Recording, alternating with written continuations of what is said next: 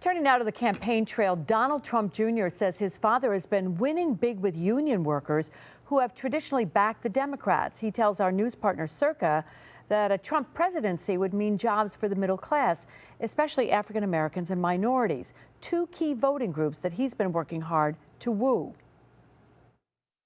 What do you think some specific plans could be under a Trump administration for small business owners and minority communities? Some of it's going to be based on immigration, right? I mean, the immigration and illegal immigration, it's affecting people at that lowest rung of employment disproportionately, right? They're not competing against people with MBAs. They're taking jobs away from, perhaps African American youth, even Hispanic youth that could be getting those jobs because people are paying them under the table and they're undercutting the wage and preventing those jobs from ever happening there. So I think that's a component of it.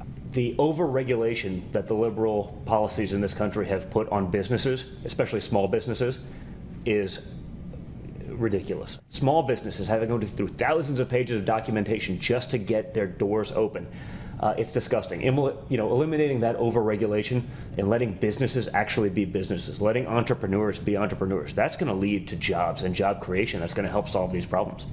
Let's move over to Hillary Clinton.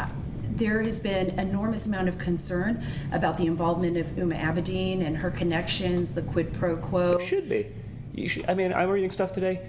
Uma Abedin, who's her chief of staff for years, is sitting, she's getting paid by the State Department. She's getting paid by the Clinton Foundation. Come on. It's ridiculous. If you did that in business today, you'd go to jail.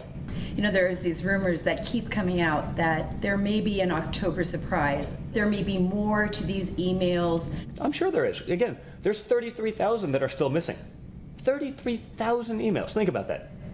I'm just glad that people are starting to see it because, again, the double standard that the Clintons play by, it's just becoming more and more apparent every day, and everyone sees it, and they should, because ultimately the people who are going to benefit are not the people she panders to.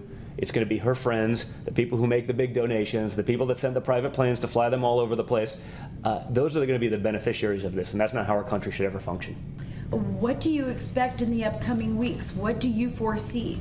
Your dad? I think he's going to continue to do well. I mean, the people he's speaking to are not just a traditional Republican voter base. He's speaking to, a union guy that's been a union guy and has been told to vote Democrat forever. Those guys are voting for Trump. I mean, we've done more with unions than anyone in terms of building construction. And, he's speaking to those people. He's given those people a voice. He's given the hardworking American who hasn't had a voice for so long, the people who made this country great. I mean, he's really speaking with them.